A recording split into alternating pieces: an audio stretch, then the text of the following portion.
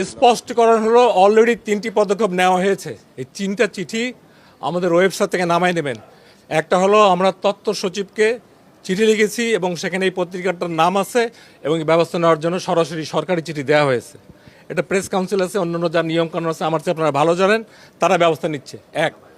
2 নম্বর হলো যাকে কেন্দ্র করে এই ভুয়া লোক, তাকে তার বিরুদ্ধে আইনানুগ ব্যবস্থা নেওয়ার জন্য স্বরাষ্ট্র সচিবকে লেখা হয়েছে, যাতে তারা মেবি 1-2 দিনের মধ্যে তখন আমরা নিউজ করতে পারবেন হি উইল বি অ্যারেস্টেড এবং রিমান্ডে তার চলে যাবে।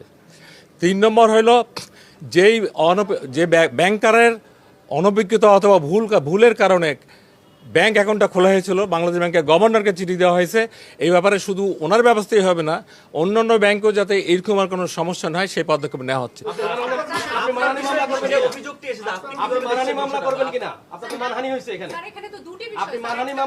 আমি প্রথমে বলবো যারা এটা করেছে তাদেরকে আমরা